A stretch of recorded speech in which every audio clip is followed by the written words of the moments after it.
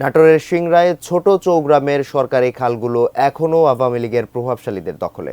মাছ চাষের জন্য বাঁধ দিয়ে ছোট ছোট পুকুরে পরিণত করা হয়েছে খালগুলোকে। ফলে বন্ধ পানি প্রবাহ, জলাবদ্ধ কৃষিজমি, সাধারণ মানুষের চলাফেরাও বাধার মুখে। নাটোর প্রতিনিধি বোরহানুদ্দিন বনের তথ্য ছবিতে ডেস্ক রিপোর্ট। চলনবিল অধ্যুষিত নাটোরের সিংড়া উপজেলার ছোট চৌগ্রামে রয়েছে বেশ কয়েকটি সরকারি খাল। খালগুলোর বেশিরভাগই দখলে নিয়ে রেখেছেন কিছু প্রভাবশালী আওয়ামী লীগ নেতা। তারা খালের মাঝে বাঁধ দিয়ে মাছ চাষ করে আসছেন। পানি নিষ্কাশনের পথ বন্ধ হয়ে যাওয়ায় জলাবদ্ধতা সৃষ্টি হয়েছে এলাকার আবাদি জমিতে। ক্ষতিগ্রস্ত কৃষক, বেড়েছে জনদুর্ভোগ। 8 বছর হলে খাল বন্ধ, আমরা চলাফেরা করতে পারছি না। প্লাস আমাদের মোটামুটি 5,000 বিঘা জমি এখানে জলবদ্ধ হয়ে থাকছে।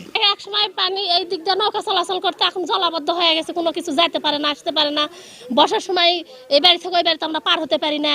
খালের দখলকারীদের অনেকে ক্যামেরার সামনে কথা বলতে রাজি হননি। তবে তাদের অধিকাংশের দাবি, খালের জমি তাদের পৈতৃক সম্পত্তি, নিজস্ব জমিতে খাল খনন করেছেন। মাঠের অলরাউন্ডার আমি, আর ঘরের allrounder Tilex. Tilex toilet cleaner, clean মানেই টাইলক্স। আমাদের বাপ দাদারা কিনে সম্পত্তি, আমরা কিনিনি।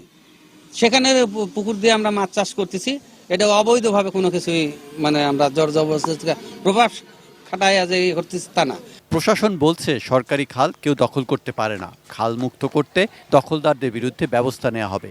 সিংড়াতে যদি কোনো দুষ্কৃতকারী থাকে, এরকম দখলবাজ থাকে, তাদের প্রতি আমাদের উপজেলা প্রশাসনের একেবারে কড়া নির্দেশ যে কোনো ধরনের উন্মুক্ত জলাশয়কে আবদ্ধ করা যাবে না এবং সাধারণ মানুষের সেখানে নামতে কোনো বাধা দেওয়া যাবে না, তাহলে আমরা আইনের আওতায় আনব।